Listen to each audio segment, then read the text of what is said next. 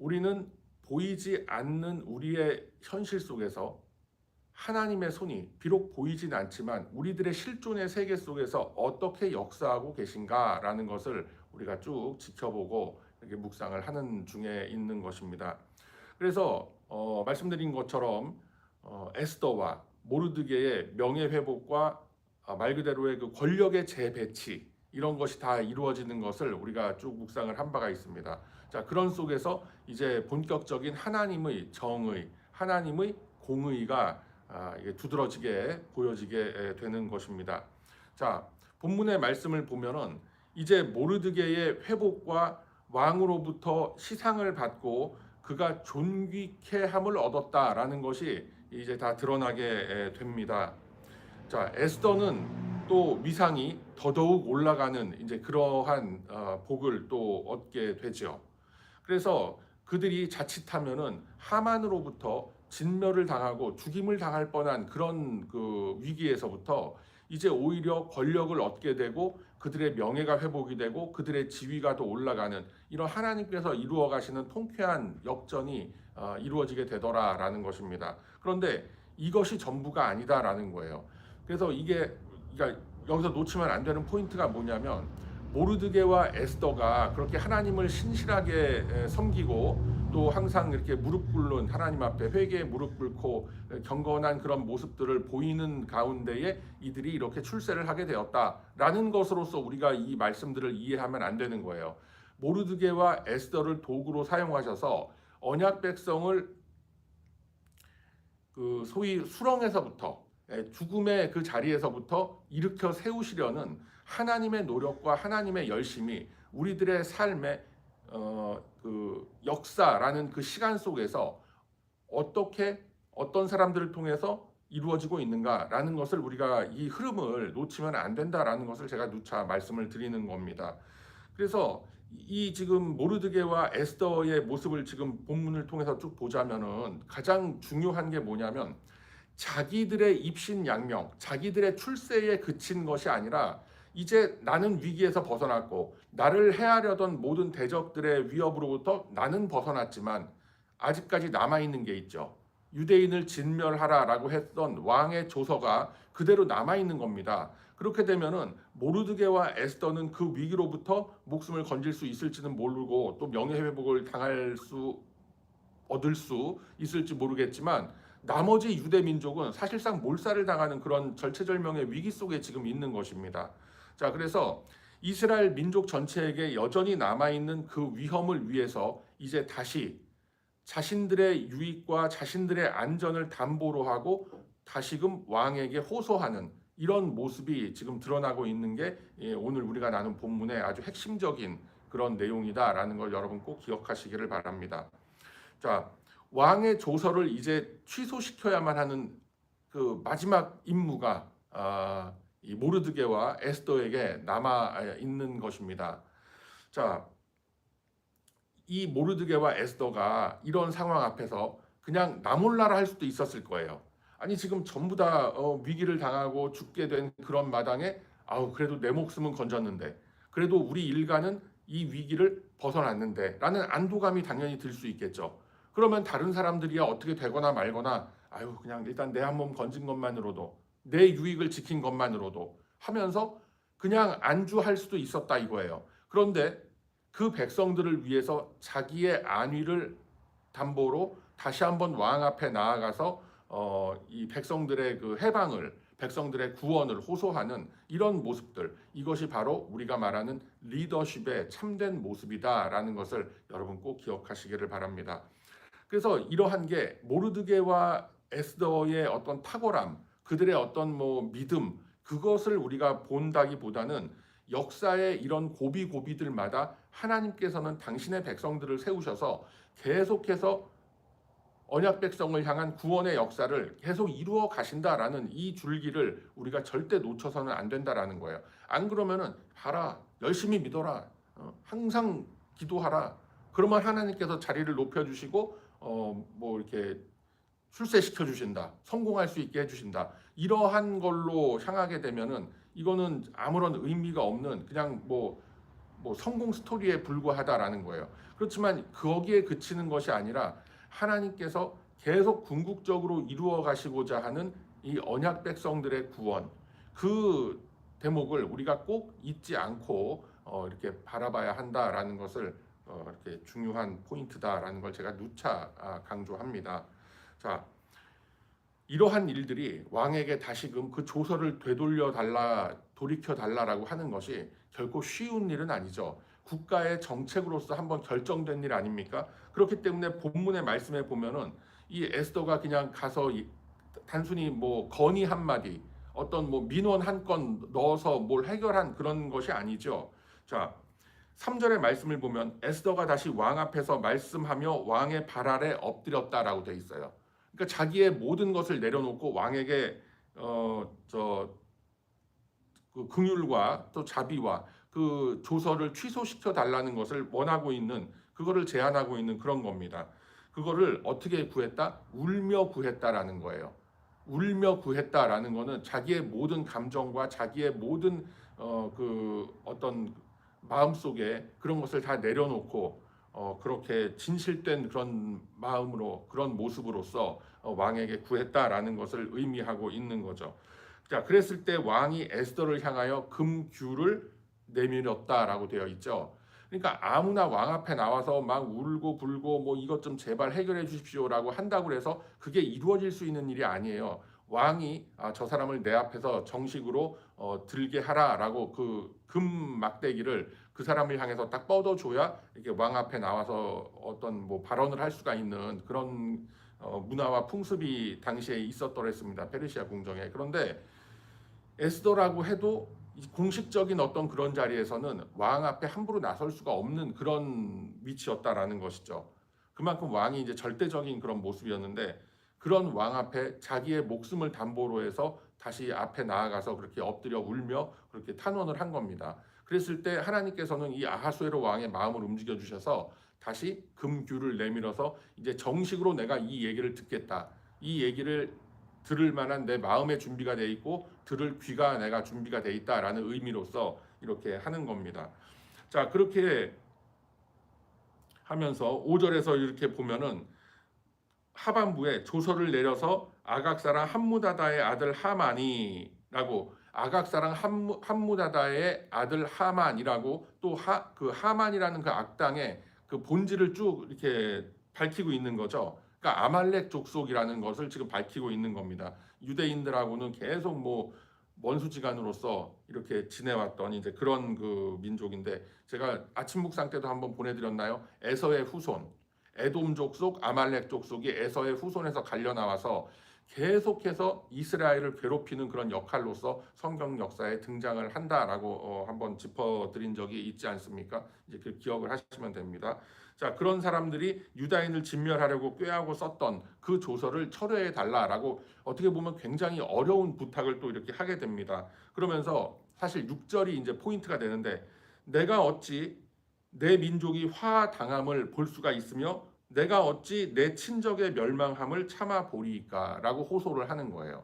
그러니까 자기 백성의, 자기 민족의 그 어려움을 위해서 자기 몸 하나 이제 그 위기에서 벗어난 거에 그치지 않고 계속해서 그 다른 사람들을 위해서 탄원하고 긍휼을 구하는 이제 그런 모습이 지금 에스더의 모습 속에서 비춰지고 있다라는 것입니다. 자, 그러니까 아하수에로 왕이 그 모습을 보면서 어떻게 합니까? 그래, 내가 하만을 그렇게 다 처벌을 했는데 그러면은 내가 조서를 철회하겠다라고만 얘기한 것이 아니라 8절에 보세요. 왕의 명대로 유다인에게 조서를 뜻대로 써라. 그러니까 너희 마음대로 쓰라는 거예요. 너희의 뜻대로, 너희 마음대로 이 조서를 철회하는 그런 그 행정명령이라고 할까요? 요즘으로 치면 그런 것을 내려서 왕의 반지로 또한 인을 쳐라라고 하는 거예요. 왕의 반지가 지금 누구한테 가 있어요? 모르드게한테 가 있지 않습니까? 그러니까 너희들이 하고 싶은 대로 다 하라. 그리고 너희들에게 나의 어떤 그 권위와 나의 어떤 그 권세, 위엄을 내가 이렇게 뭐 허락했다. 그러니까 나 대신에 너희가 하는 말이 바로 내 뜻이고 내 입에서 나온 말로 내가 인정하겠다라고 하는 거예요. 이 굉장히 하여튼 그 놀라운 일입니다. 일개 유대인 그 어떻게 보면 사실상 자기 장인과도 같은 역할을 지금 맡고 있는 것이 모르드게인데 그래도 그럼에도 불구하고 그런 사람들에게 왕의 모든 권위와 어떤 왕의 어떤 그런 위엄과 힘을 다 위임을 해줬다라는 거는 이 굉장히 큰 그겁니다. 자, 그래서 우리가 이런 스토리들을 통해서 지금 제가 계속 얘기하는 게 있죠. 자기 백성을 위한 헌신, 긍휼, 자기 유익을 내려놓고 왕의 그 권세와 힘을 또 이렇게 위임을 했다라는 어떤 이런 표현들 속에서 여러분 뭔가가 떠오르셔야 돼요. 뭐가 떠오릅니까? 저와 여러분의 구원을 위해서 성부 하나님께 무릎 꿇고 기도했던 땀이 핏방울처럼 흘렀다라고 했던 누구죠? 우리 예수님이 떠올라야 되는 거예요. 예수님의 그런 예표적인 모습을 벌써 이렇게 말씀을 통해서 에스더를 통해서 우리에게 비춰주고 계시다라는 거예요. 여러분, 우리는 이미 성경 말씀의 이 결과를 다 알고 이 말씀을 보고 있지만 예수님이 이 땅에 오시기 뭐 한 7, 800년 전에 살았던 사람들에게 벌써 이런 메시아에 대한 예표를 이렇게 전해 주셨다라는 것은 굉장히 놀라운 일입니다, 여러분. 자, 그래서 이제는 권력의 중심이 완전히 에스더와 모르드게, 그러니까 하만에게 가 있었던 그런 권위와 권세와 이런 위엄들이 이제는 모르드게에게로 완전히 100% 이양되고 있는 이런 모습을 보여주고 있다라는 거예요. 그래서 이런 것을 통해서 제가 지금 말씀드렸다시피 우리 하나님께서는 진정한 리더십의 모습이 무엇이다라는 것도 우리에게 보여주시면서 자기 백성을 위해서 헌신하고 기도하는, 그러니까 이타적인 어떤 그런, 우리로 치면은 이타적인 그런 모습으로서 자기를 내려놓고 하나님께 중보자의 모습으로서 나아가는 이런 모습들을 우리에게 보여주시더라라는 겁니다. 자, 여러분, 요한복음 17장으로 가보세요. 신약성경 176쪽에 있습니다. 요한복음 17장 8절과 9절의 말씀을 우리가 함께 읽도록 하겠습니다. 자, 예수님께서 겟세마네 동산에서 기도하시는 그 장면이 있는 그 말씀이 요한복음 17장이죠. 요한복음 17장 8절과 9절의 말씀 함께 읽습니다. 시작. 나는 아버지께서 내게 주신 말씀들을 그들에게 주었사오며 그들은 이것을 받고 내가 아버지께로부터 나온 줄을 참으로 아오며 아버지께서 나를 보내신 줄도 믿었사옵나이다. 내가 그들을 위하여 비옵나니 내가 비옵는 것은 세상을 위함이 아니요 내게 주신 자들을 위함이니이다. 그들은 아버지의 것이로소이다. 아멘. 자, 에스더가 지금 어떻게 탄원을 했다라는 게 이 말씀을 통해서 우리가 알 수가 있죠. 에스더서 8장에는 이런 말씀이 이제 구체적으로 나오지 않아요. 어디에 나오느냐면은 5절에 이렇게 말씀이 나오는데 이게 하나의 어떤 역사적인 뭐 그런 뭐 상황 속에서의 어떤 탄원을 하고 민원을 잇는 것 같지만 사실은 예수님께서 지금 요한복음 17장 8절 9절에서 내가 그들을 위하여 비옵나니 내가 비옵는 것은 세상을 위함이 아니요 내게 주신 자들을 위함이다. 그들은 아버지의 것이로소이다. 이 아버지 자리에다가 아하수에로 왕이라고만 해도 똑같이 에스더의 탄원 기도가 될 수가 있는 거예요. 지금 문맥상 그렇지 않습니까? 그래서 성경에서는 벌써 이런 그 에스더서의 역사를 가지고 이미 장차 오실 그리스도께서 이러이러한 자기 민족을 구원하실 이러이러한 일들을 하신다라는 것을 우리에게 보여주고 있는 거예요. 그래서 여기서 등장하는 거는 아말렉 족속이 이스라엘을 멸하려고 하는 어떤 이런 모습을 보여주고 있는 것 같지만 이것을 우리 예수님께서는 더 영적인 면에서 우리에게 가르쳐 주시는 거예요. 아말렉 족속 그거를 지금의 누구 뭐 요르단이다 뭐 레바논이다 막 해가면서 그러니까 중동에서 저렇게 전쟁이 일어나는 게 성경 역사의 연장선상 아니냐 이렇게 보는 분도 있는데 그건 성경을 잘못 이해하고 계신 겁니다. 그렇지가 않습니다. 아말렉 족속이라고 하는 것은 바로 내 주변에서 그리고 내 안에서 나를 계속 실족해 하고 나를 계속 유혹해 하고 나를 계속 하나님의 백성의 자리에서부터 끌어내리려고 하는 그런 사탄 마귀의 끊임없는 그런 유혹과 어떤 그런 죄와 사망의 권세들이 나를 붙들고 있는 그러한 모습들을 우리는 아말렉 족속의 핍박 내지는 그들의 괴롭힘 뭐 이렇게 우리는 볼 수가 있어야 하는 거예요. 그래서 이 예수님의 이 중보하는 모습까지 예수님의 중보하는 모습까지 우리가 이렇게 발전시켜서 묵상을 하는 가운데에서 우리가 참 적용할 점이 우리 자신들에게 적용할 점이 굉장히 많다라는 것도 여러분 꼭 이렇게 기억을 하셔야 됩니다. 에스더가 성장하는 모습을 우리가 먼저 볼 수가 있죠. 처음에는 어떤 인물이었습니까? 에스더라는 소녀가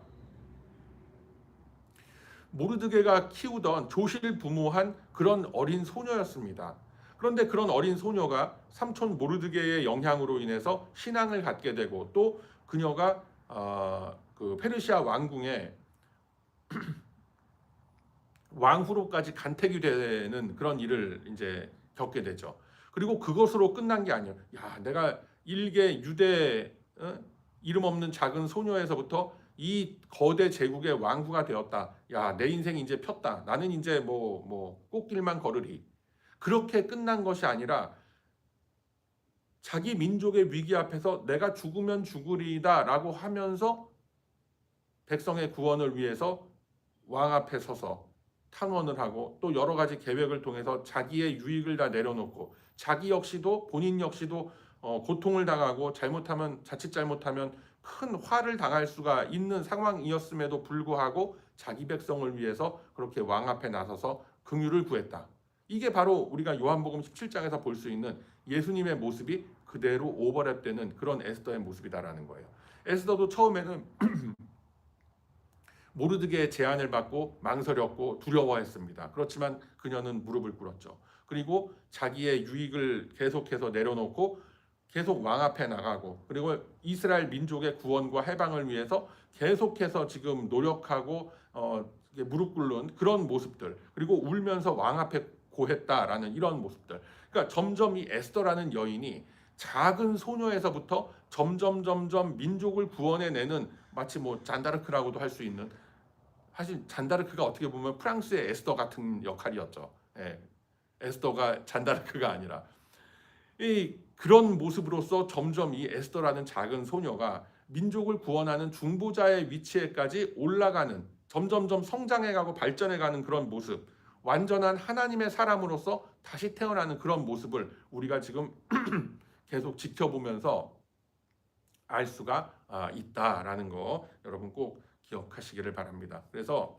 우리가 오늘 이 시간 함께 합심해서 기도할 때에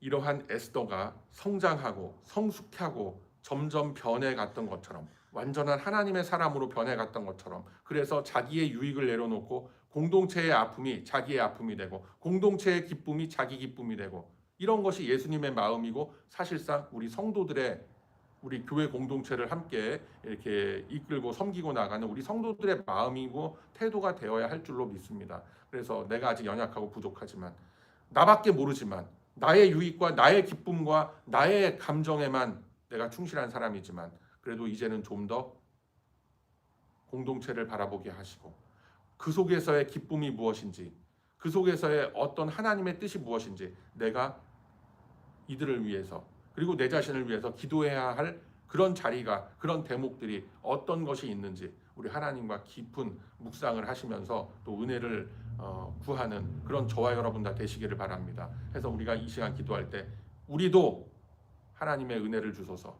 에스더가 성장한 것 같이 나도 성장케 하시고 나도 성숙케 하소서. 예수님이 중보 기도자로서 그렇게 겟세마네에서 피땀을 흘리시면서 우리의 구원을 위하여 기도하신 것과 같이 나도 기도의 무릎 꿇음에 게으르지 않는 그런 성도로 살게 하소서라는 이 두 가지 제목 놓고 우리가 함께 기도하며 나아가는 저와 여러분의 거룩한 이 아침이 다 되시길 주님의 이름으로 축복합니다.